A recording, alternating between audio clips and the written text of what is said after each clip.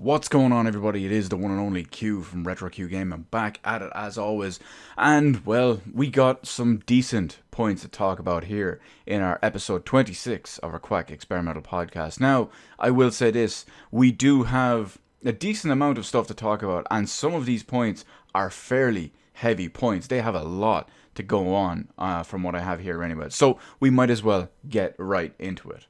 Now, our first point is the Switch Lite. The terrible hardware revision and shoddily manufactured and completely disaster of a build quality. No, I'm not talking about the regular Switch. I'm talking about the Switch Lite. You know, in typical Nintendo fashion, but I'm not talking about the video chip removal, because they have removed completely the video output chip from the USB-C port on the Nintendo Switch Lite. So there's no workaround or no way to actually dock it, or no adapter, USB-C to HDMI output adapter. You just basically can't do it. Now, that's to be expected, but it just really goes to show. And we're not talking about that. No. We're talking about the sticks. You know, the ones on the regular Nintendo Switch Joy-Cons, the ones that are very prone to stick drift. Yeah, guess what has now already developed stick drift on its new hardware revision. By the way, the Nintendo Switch Lite launched on the 20th of September. Here we are 8 days later, and the first reported case of Switch Lite stick drift came 2 days after launch on the 22nd of September. Now, there's videos of it on YouTube. You can go and check them yourself and have a good laugh at the shoddily laughable build quality and QA of the Nintendo Switch and the Nintendo Switch Lite, and of course have a little bit of a laugh on there too. Now, I've always said that these companies, specifically Nintendo, and especially when it related to the Switch and the Switch Lite, they're using the absolute lowest of the lowest quality build quality materials. It's absolutely laughable at this point. From stick drift on the original Joy-Cons, to bending switches, to plastic screens, to switches around the top, what do they call it, the grate, the heating vent, just breaking off. It's absolutely laughable. It's always fun to throw at the fanboys as well, because the 1980s are over, fanboys. Nintendium, as you like to call it, as you guys frequently like to spout as a massive positive, hasn't existed since the late 80s, early 90s. Post Super Nintendo, they've all been pretty shoddily built. N64, maybe was okay. The GameCube, not a chance. The Wii literally fell apart from lack of use. Not overuse, but lack of use. The Wii U, well, one of the worst consoles ever made, if not the worst console ever made. Probably the worst. But now we have the Switch and the Switch Lite. Both of these absolutely just laughable in hardware, build quality, absolutely everything. And it gets even worse on top of that. Based on reports out of Japan and Japanese users and what they've had said, is that it turns out that replacing or fixing the issue of Nintendo Switch Lite, I was going to call them, Nintendo Switch Lite stick drift, is more expensive than regular Joy-Con stick drift fixing. Now, this makes absolute sense, because when you think about it, you have to send in the entire unit, not just two little small Joy-Cons. They have to open up a bigger unit, work around more in there, instead of just one little tiny controller or two little tiny controllers. And it's naturally going to be more time consuming, more expensive to do, and there's more effort involved in it too. And it's absolutely laughable, because in all that meantime, unlike the original Switch, when you had a Joy-Con with stick drift, you could just send them in, use different controllers if you had them, borrow them, whatever it was. With the Switch Lite, you are now completely switchless when you send in your Switch that can't switch. You're completely switchless. You can't do anything. You're just completely SOL. Absolutely SOL. Defend away, fanboys. Defend away. Now, next up, we have Fallout 76. The gift that keeps on giving.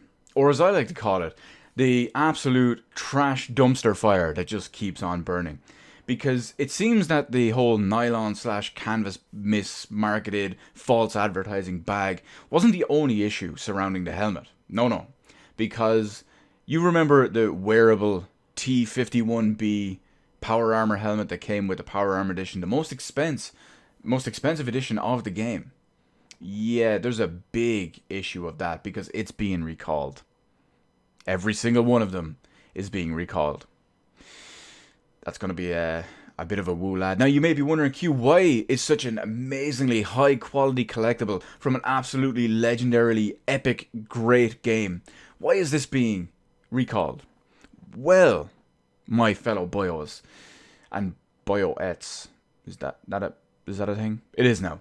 But it's being recalled because of mold exposure. That's right. That's right. The fabric inside this product that was purposely marketed and billed as a wearable helmet has been exposed to mold inside. And we all know that mold can cause serious respiratory issues. And the last thing you want is fabric in an enclosed area around your nose and your mouth, literally millimeters from them, exposed to mold. That's pretty fucking dangerous. So yeah, it's being recalled. Now, there's estimates of about 20,000 units of this in the wild based on the articles I was reading. It's unclear if that's 20,000 of them in the US or 20,000 of them worldwide, but regardless, it doesn't matter. Because if you have one of these, they recommend you contact your local GameStop for a full refund of the purchase price, as long as, of course, you have, I believe it's proof of purchase. Then again, if you have one of these, that pretty much works as a too. And of course, GameStop will give you details on how to return this entire thing as well. Now, meanwhile, I find this absolutely hilarious, because how do Bethesda manage to fuck up this badly? At this point, it's actually impressively bad, even for them, the company probably known for releasing the most broken and buggy games there is. It's insane. Now, starting with a broken, dead game, from false advertising with their canvas bag, to removing content from the base game to sell for real-world money. And then, even onto selling pay-to-win stuff that they claim isn't pay-to-win, but it really is, and said they'd never sell anything but cosmetics on that store. To $276 jackets that look like they're made from cheap plastic trash bags. And finally, for now at least, because who knows how this is going to get even better and how this is going to get even worse, which makes it even better for us. Subpar, unsafe, dangerous building quality materials in their wearable T51B power armor helmet, in their most expensive version of the game. The greed is massively strong. Their greed knows absolutely no bounds, and thankfully, the internet is standing by to ridicule them mercilessly forever. Now, you may be wondering why they seem so extra greedy when it comes to this game. Well, you have to remember that Todd Howard is exceptionally short, so he probably wants all the money in the world, or at least as much of it as he can get, to try stand on top of it, to be on equal footing with everywhere else. He's like Tom Cruise when you think about it. He makes people walk in front of him or walk behind him, depending where the camera is and stuff too. When he's standing like at a bar or whatever, people have to come in and lean down so they don't seem much taller than him. Yeah, why don't you go play Fallout 76, Todd, and see how tall you are in that piece of shit. Now, next up is a kind of curious one in a way, because we have Borderlands 2 VR. Now, it was already announced for PC recently, but now we have a release date, an updated version with a release date, which is October 22nd.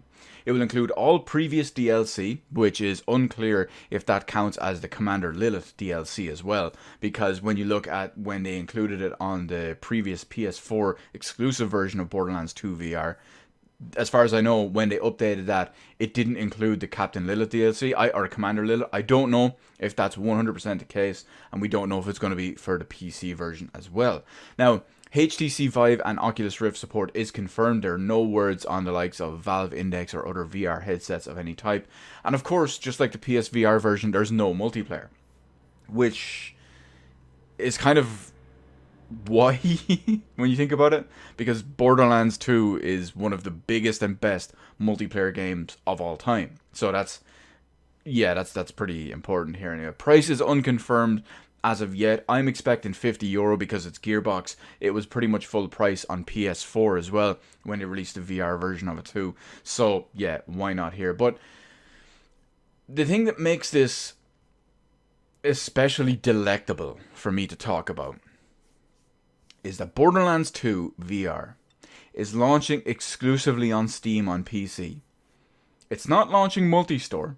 It's not launching Epic exclusive. In fact, it's not launching on Epic at all. It's just only launching on Steam. Which is funny, considering how Randy Pitchford said that Epic and the Epic Game Store was what was best for Borderlands as a series and as a community. And yet, only Borderlands 3 is on the Epic Game Store. None of the other games.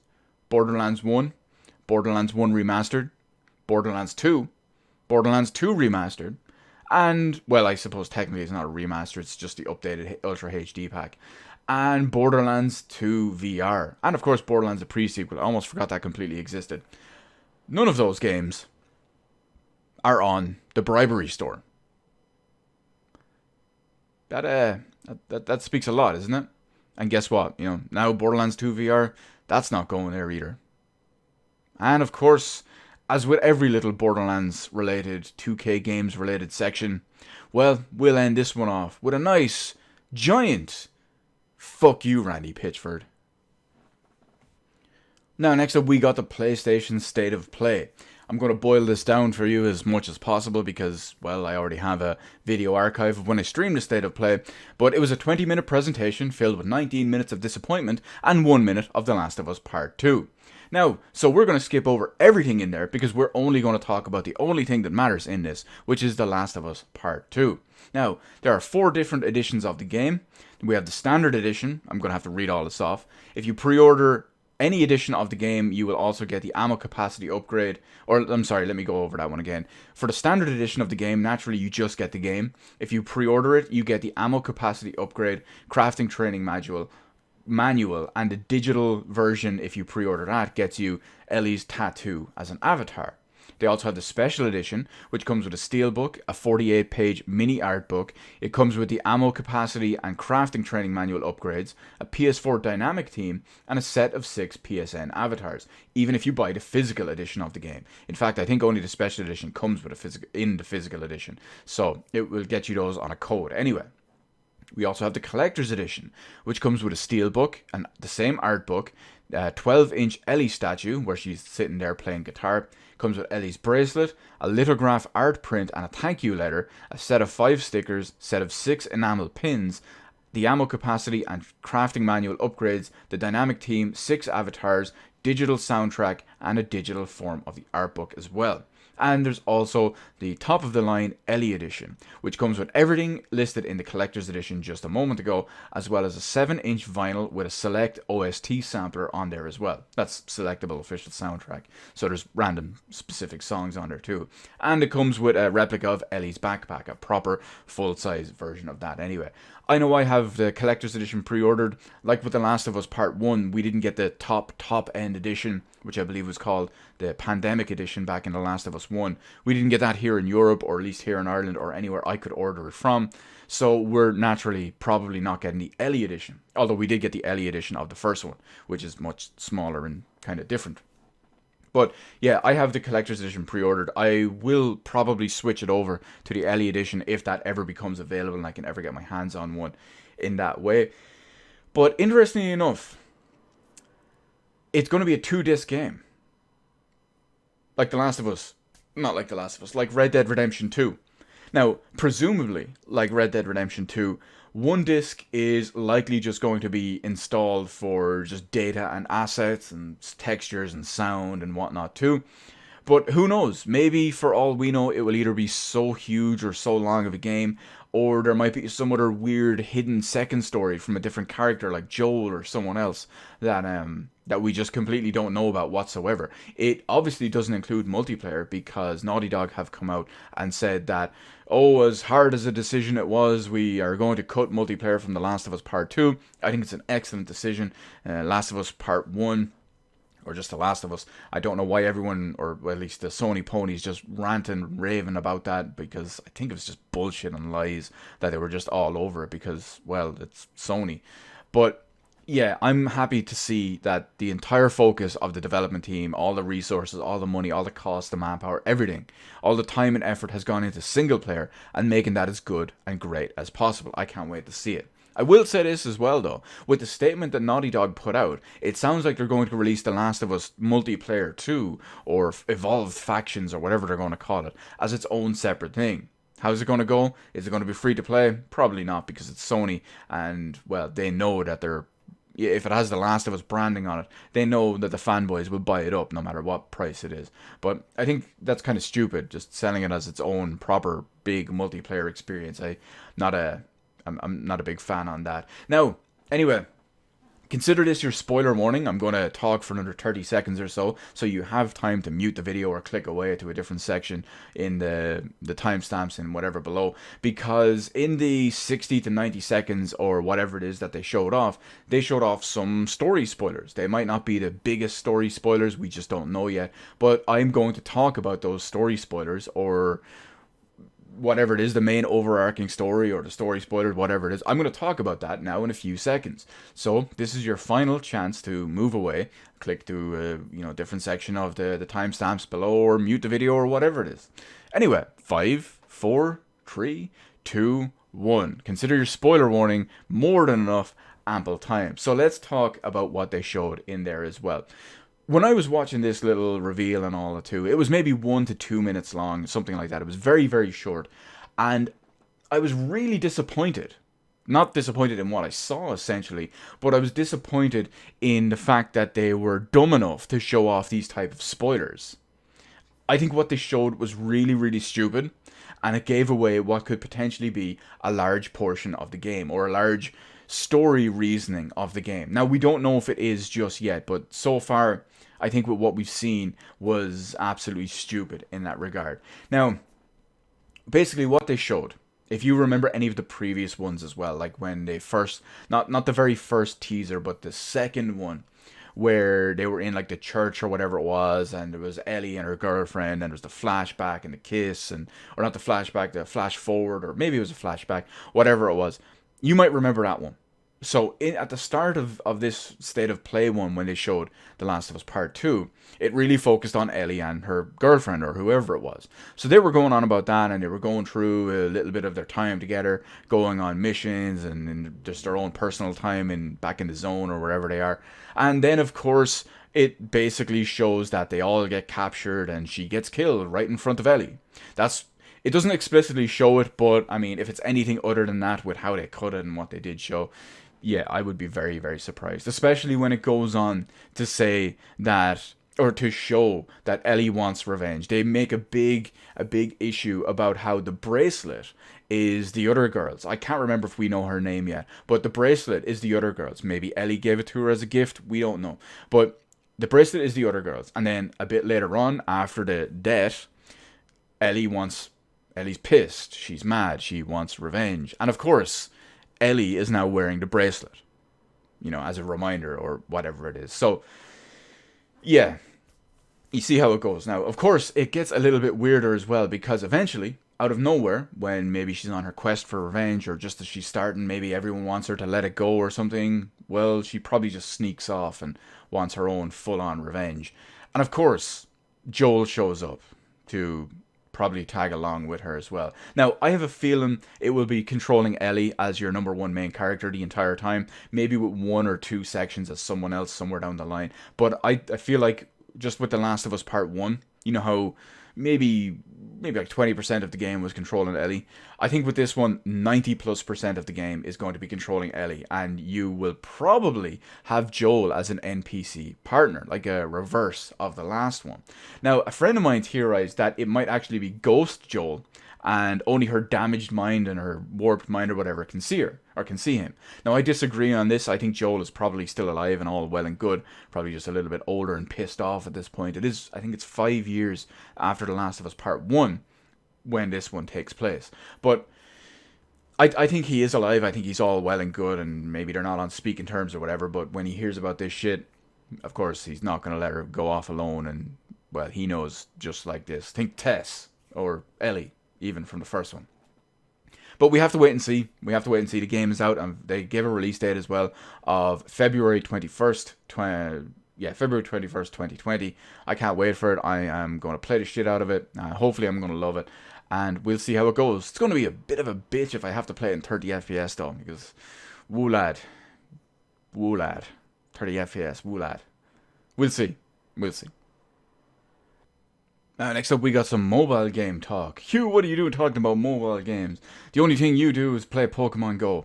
Well, we are technically talking a little bit about Nintendo-related mobile games, but we're talking about the main Nintendo ones. Not so much the gameplay and the games and all themselves, but we're talking about, well, let's look at the other few mobile games Nintendo have anyway. Some very successful, some not, but surprisingly to some people, at first at least anyway, the monetization schemes and mechanics and whatnot in some of these games were very light, especially considering how, well, some of the other games were pretty damn heavy and all.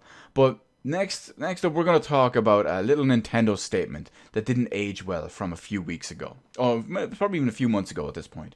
Because Nintendo previously commented on March 6th that they, and I quote, didn't want to look greedy over mobile game microtransactions.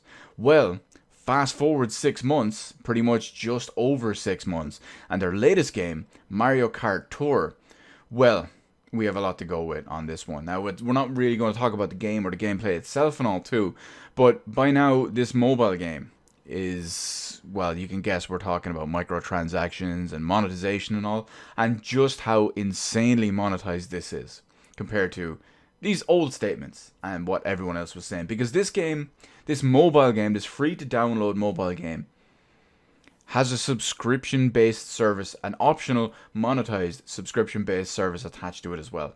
For $4.99 a month, you can race in tours to get gold gifts. You can get gold challenges for in-game badges. It unlocks 200cc, which is an entire mode and difficulty, by the way. Just like on the Wii U, when it was patched in for free on there. It gets worse, though. This game, this mobile game, has gacha-style mechanics as well. Yep. Basically has loot boxes when you think about it, including some items with rarities and drop tiers and whatnot that have drop rates and discover rates of 5%, 3%, 1%, and even 0.3% for the high-end stuff. We all knew that Nintendo would sucker in an audience at first. They'd hook them in with their comments. They'd hook them in with their lack of monetization, if you will. And then, of course, the blind fanboys eat it all up when Nintendo hit them with the woo-wop, and it's monetization hell from there. Now, I knew it would be a slippery slope. Everyone says the slippery slope fallacy is a fallacy, but I don't believe so. I believe that when you look at companies and their track record and what they do historically over and over and over and over and over and over as the markets and things change, I don't believe it's a fallacy, because I believe that it's indication of exactly what they do in these situations. So, on top of there, they hit them with a full greed. Now, the big question, the way I see it at least anyway, is with how successful these have been in many of the Nintendo mobile games, even the one or two that have basically flopped, the mobile games that have flopped, not so much the monetization, will this kind of thing ever creep into their console games? We all didn't think it would creep in. First off, we all didn't think Nintendo would ever make mobile games. Then we didn't think they'd ever monetize them. Then we didn't think they'd ever monetize them heavily, which all of these have happened. Now we have to wonder, will they ever show up in their console games? I think they will. Going along at this rate, with what's happened in such a short period of time over the last few years, I absolutely firmly believe they will. Now, I could be wrong, of course. I personally hope I'm wrong. I would hate to be playing Pokemon Gen 9 a few years from now on the Switch, and I have to worry about buying Pokeballs with real-world money, or something to that effect, if I can't buy them in-game, or whatever it is. You see my point. It's this kind of loot box and microtransaction mindset and mechanics. Now, I only play Pokemon Go when it comes to mobile games and Nintendo mobile games. I do technically have Minecraft and Secret of Mana both installed on my phone. I can't remember the last time I turned on Minecraft, and I played Secret of Mana maybe 5 times in the last couple of years, so yeah, that doesn't really count. But as far as Pokemon Go goes, I have never put a single penny into Pokemon Go. I never will put a single penny into Pokemon Go. And oh yeah, one last extra little tidbit. Remember that subscription service about Mario Kart Tour? And how it's $5 a month? Well, at $5 a month, After 4 months, it is the same price as the Nintendo Switch online service for an entire year.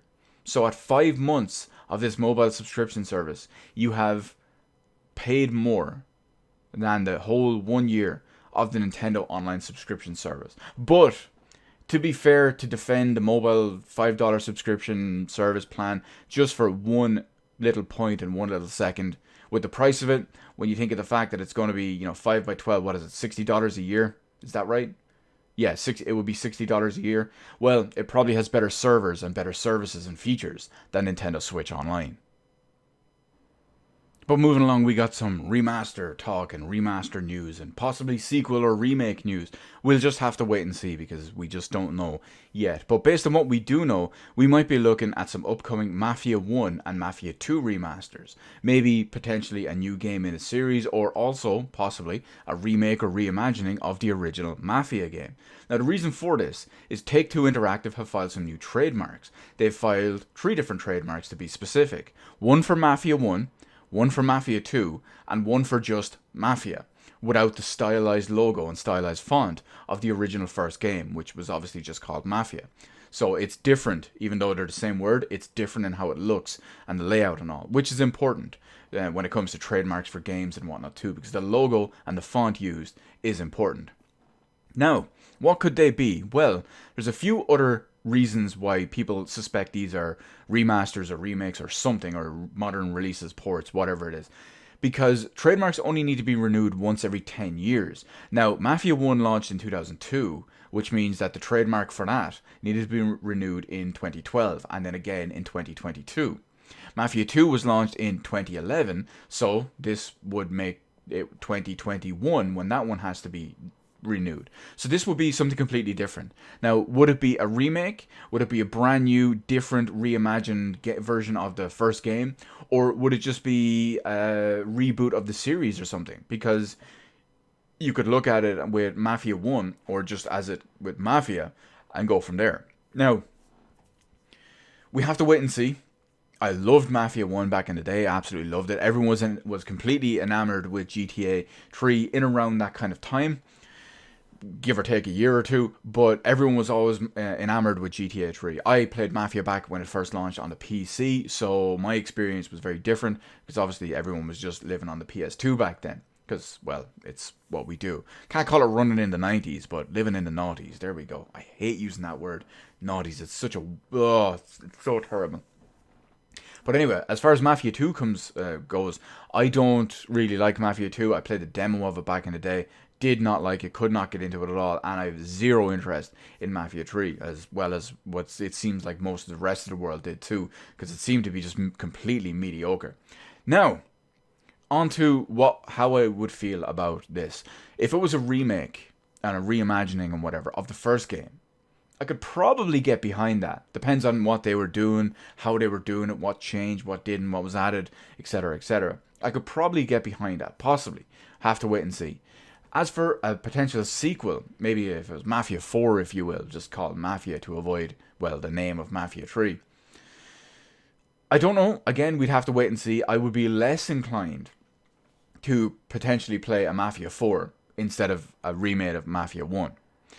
But at the same time, we'll have to wait and see, because we just don't know what it is just yet. These are just trademarks. It could even be nothing, but it probably is something. And I think I can agree with everyone out there that when it comes to possibly re-releasing, remastering, or remaking Mafia 1, fuck that race car mission, and fuck driving under the speed limit. But moving away from gaming news for a second, we have an update on something that I talked about just a few weeks ago. Back then, Marvel and Sony Pictures couldn't reach a deal and had to dissolve their agreement when it came to Spider-Man. Now, at the time, that originally meant that Sony still had the license for a few more Spider-Man films, and Spider-Man would no longer appear in any proper Marvel/MCU films. Now, of course, at the time, Sony went public about the details of the negotiations, because they basically said, fuck everyone, it's not our problem, everyone coming after us, here's what happened, blame Marvel. It turns out Marvel wanted 50% instead of the current deal they had, which was like a certain percentage of a certain amount of first dollar sales, including all merchandising rights and merchandising revenue and all. I can't remember the exact deals of it, and some of it didn't even make sense to me because, well, I don't deal with that kind of weird, specific, massive contracts. Now, it turns out that luckily, they have, well, luckily, depending on who you ask, they have came back, struck a deal, and have now had some proper reconciliation about it. Now, the details in terms of this deal are unclear. They're not public like the previous one was eventually made. But the current deal and current details that we do know is it allows for 2 more standalone Spider-Man films with Tom Holland, and it also allows 1 proper, more Marvel/MCU film crossover to have Spider-Man in it. Now, we don't know much about them just yet. I just watched Spider-Man Far From Home the other day, and it was decent. The most impressive thing about the film, or the most important thing and interesting thing about the film, was actually the second post-credits scene. That could potentially be great for the next ones. But other than that, we have the next Spider-Man film due out officially on July 16th, 2021. So we're still about 2 years away from the next Spider-Man film. I'm going to assume that is the next standalone Spider-Man film and not the next Marvel MCU film with Spider-Man in it. Now, we have to wait and see. Again, I say we have to wait and see after all this. It's a good thing that this can always go, that this is finally hammered out, and that it could potentially go forward and lead to, well, when you think about it, if it wasn't for stuff like this and deals like these originally maybe made a little while back, we wouldn't have Infinity War the way it was. We wouldn't have Endgame the way it was. We wouldn't have stuff like that. Ones with Spider-Man. We wouldn't even have Civil War in there too. So you can see why it's a good thing in that regard. But I'm not going to automatically say, oh yeah, it's the best thing ever, because for all we know, the next 2 films, the Marvel MCU crossover, whatever it is, it could be shite. It could be shite. I'm always open to the possibility that the other side of it could happen. Play devil's advocate, if you will. I think it'll probably still be good. But anyway, as someone once told me, someone great once quoted, we'll have to wait and see. Interesting little update in the world of PC hardware and peripherals and PC software. Up next, we have Logitech acquiring Streamlabs OBS.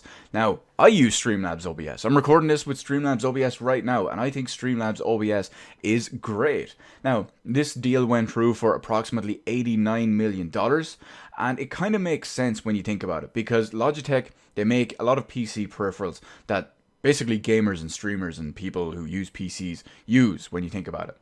Specifically, I'm thinking streamers because, well, Streamlabs OBS. So you have like mice, keyboards, webcams, a lot of PC and streaming gear as well, like other accessories and whatnot too, including the fact that Logitech bought Blue microphones a while back as well. Again, I'm also using a Blue microphone from a couple of years back at this point.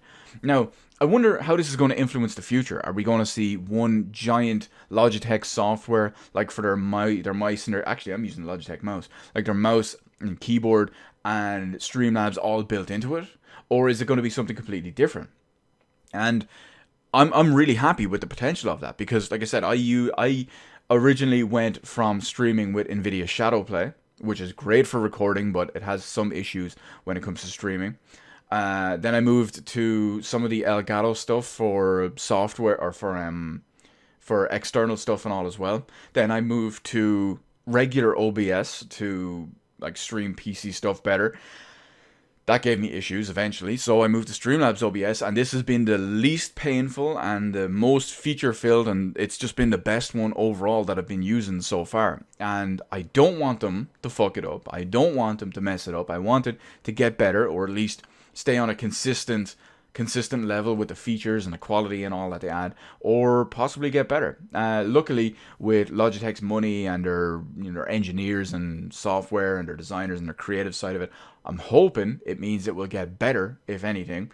But the future is still up in the air in that one anyway. I do need to learn more about it. I had a bit of a problem during a stream the other day actually, where I knew I wanted to switch inputs. It didn't let me switch inputs on the fly as I wanted to or as I thought I could do. So I had to program it a bit more. Ever since then, I've learned a bit more, and I want to keep learning about it and keep getting stuff with Streamlabs OBS and get even better with it. So it'll be much more beneficial, and hopefully maybe even Logitech will add more features or make all of that stuff that I want to do a little bit easier to use.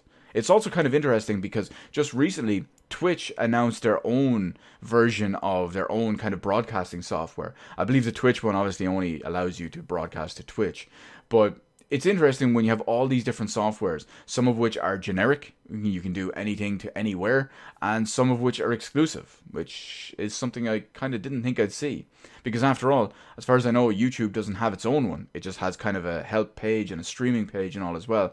But I can do all of that from my own different various softwares. I can stream to YouTube from Shadowplay. I can stream to YouTube from OBS. I can stream to YouTube from Elgato software. I can stream to YouTube from my Streamlabs OBS. But anyway, hopefully it gets better and not worse.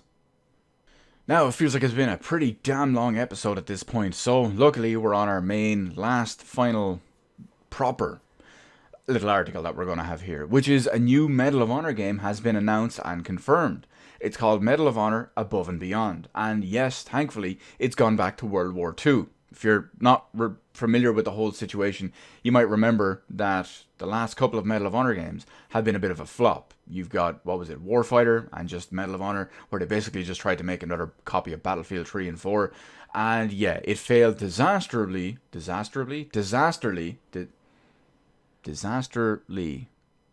majorly. There we go. It failed majorly. That's the better way.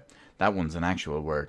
But anyway, it was a complete flop, and it basically got the franchise shelved for many, many years at this point. That was back on the end of the 360 era, so it's been like, what, 6, if not more years since the last time we saw a Medal of Honor game, a proper one at least anyway.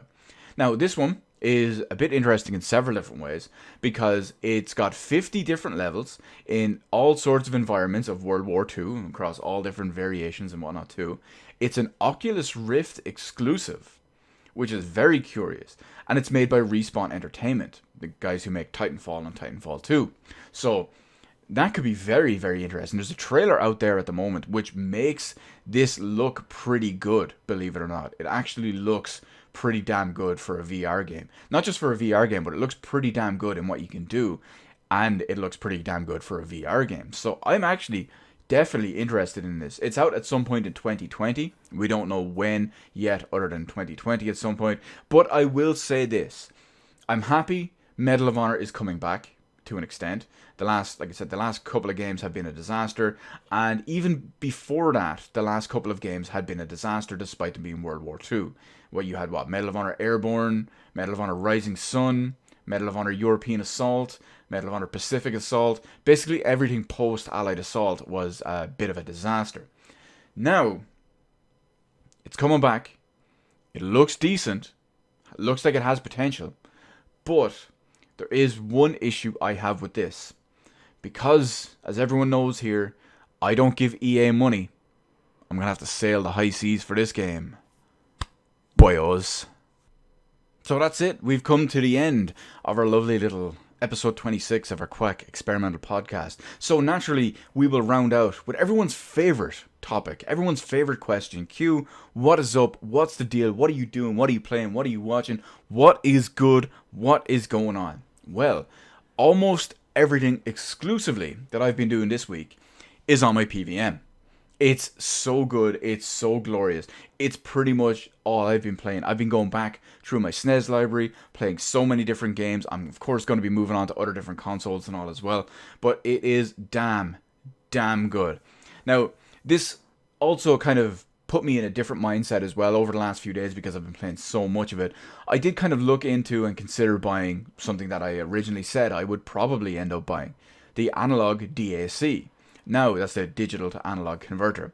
However, I thought about it a little bit more, I looked into it and all that too, and I just realized, what's the point? It's an $80 digital to analog converter, and it will let me use my analog consoles, my Super NT, my Mega SG, it will let me use those on my PVM in its proper form and whatnot too, with exceptionally high quality and all that, blah blah blah. However, that's $79.99, $35 shipping, so it's a total of $115. For that money, I already have a Super Nintendo with a PAL and NTSC RGB SCART cable. I already have a US Super Nintendo that I can use the same cable with, so I can play my imported games and all on it too. If I don't, well, it's really just Earthbound because I have the region unlock card.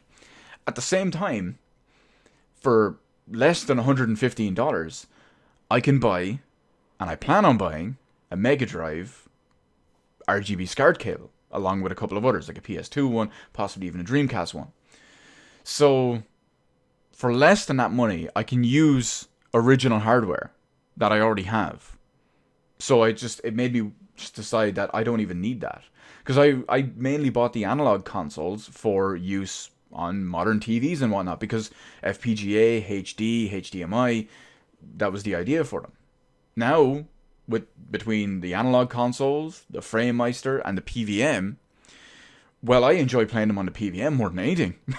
So I think that's my big focus, and that's where I'm going to go in that one. Now, moving on a little bit away from the DAC and all too, moving away from retro games in general, really. Gears 5 has been on and off as well, mostly Horde mode. I did play a little bit of Versus here and there too. Of course, I use mouse and keyboard when playing Versus, but I play with controller when playing with Horde and whatnot too. I've been thinking back about how... Actually, no, before I talk about that one, the Gears currently has a big bug for a lot of people, especially it's very prevalent if you don't have an RTX series card, but it was a big problem and a big issue that was prevalent during Gears 4 that it took them a long time to fix. It took them like a year and a half to fix, and that really, really worries me. When it was loading up certain maps and modes and whatnot for Gears 4 and even Gears 5, your game would just completely hang and your system would just crash. So that's a big problem. That's a big problem. And I'm very worried about it because it took so long to fix in Gears 4. And in Gears 5, just like in Gears 4, it basically forces you to hard reset your computer, which I hate doing under any circumstances. So... part of me doesn't want to play it. Part of me wants to hold off until that kind of thing is fixed. But how long is it going to take to be fixed? And I have about 30 odd days of XP boost left. Kind of want to use them a little bit too. Not to mention some of my friends are playing Horde as well. I would like to play with them. It's always a good time when we get to wave 50 and get our mad XP and all this stuff as well. Thankfully, they're seeing the light when what I predicted and what I told them about and informed them about the whole thing. Whereas, yes, worry about the Xbox players. They are absolutely the worst and they're terrible for multiple different reasons, which I will list here, and here. And they're seeing the light and agreeing with me. So that's always happy. It's always fun times. Of course, I'm usually right, so I expected as much. So, feels good, man. Anyway, back to what I was going to say a little bit. I already did a first impressions about Gears a little while back, but I went back and I started playing Gears again. Obviously, I finished it. I went back, I started playing it a little bit more, and I always found there was something a little bit different about Gears of War 5. Not just the open area levels, the open world places as well. I mean, they were pretty much a disaster, but there was almost something that felt a little bit off about the design of Gears. Not the art design or anything, but the level design, the level design, the gameplay design, the mechanic design, everything about it. Something always felt a little bit off. And I came to the conclusion that it's actually the story's fault. When you think about it, Gears 5, they've always heavily pushed as Kate's story. Very big, very different story. And they've always pushed story, narrative, this, blah, blah, blah. And I feel like with the choices that they used to push that to the forefront and force that forward, some of the other gameplay elements and the mechanics, the layout, the place, the story, the setting, the design, everything about it, it feels like all of that got held back and just left behind a little bit. Just to say story, Kate, emotional difference, struggle, choice, struggle. So I feel like that's its biggest downfall, and that's its biggest the thing that hurts it the most as well. But moving away from Final Fantasy, or moving away to Final Fantasy 8, I've really been struggling to play Final Fantasy 8. I just really do not like that game, and every time I try to play it, 10 minutes later, I want to give up. I'm usually in the mood and in the mindset to play it. I'm happy to sit down and play it, and then I start playing it, and 10 to 15 minutes later, I just want to log out and turn it off. I just do not like Final Fantasy 8. I'm going to try stick with it. I'm going to try make it these 10 minutes in as much as I can, and then hopefully eventually it changes and I can get properly into the game as well. Like I said, I do want to finish it. It's probably the only mainline Final Fantasy game I haven't finished at this point. I think I haven't finished original proper Final Fantasy 3, but Final Fantasy, I also hate that one too.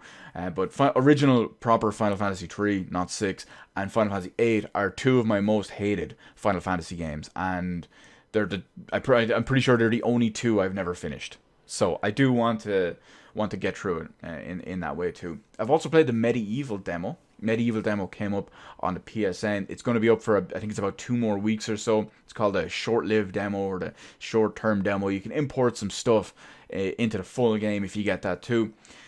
I'm kind of worried a little bit about it because I don't know if it's a 100% finished build. I don't know if it has PS Pro 4 enhancements in the demo or whatever. But the camera feels really off and really bad, essentially. And the controls are a little bit, I don't want to say loose, but they're not tight as you would want in a game. They're different. They're different. Now, maybe you get used to them as you play more and more throughout the game. Hopefully, it gets a little bit better because I love Medieval, and I'm really hoping that it works out well for the rest of that stuff anyway. But, yeah, that's pretty much it. The only other real thing I can say just before we completely end this out is I'm looking really, really, really forward to, and I'm exceptionally hyped for AEW Wednesday Night Dynamite. It's starting on October 2nd, which is this upcoming Wednesday. Unfortunately, I can't watch it until Thursday morning because, well, time zones. It starts at something like 2 or 3 in the morning, or 1 or 2 or 3 in the morning here. So I'm going to have to just go to bed before it happens so no one spoils it on me, and I'll watch it first thing the next morning before work. So that's looking pretty good. I'm really hyped for it as well. I've been out of wrestling properly since 2001 when WWF at the time bought out WCW and fucked up many of the invasion angles. So at that point, I was just completely out and I bailed on it. Maybe it was probably at some point last year or maybe earlier this year I had wanted to get back into wrestling. In fact, I think it was maybe last year or the year before. Actually, it would have been 2017. I decided that I'd go back and I'd watch the corresponding week's WCW Monday Nitro from 1996 each week. And I was doing that. I was watching the pay-per-views as I went as well. And I was starting to love it and I wanted to get back into it.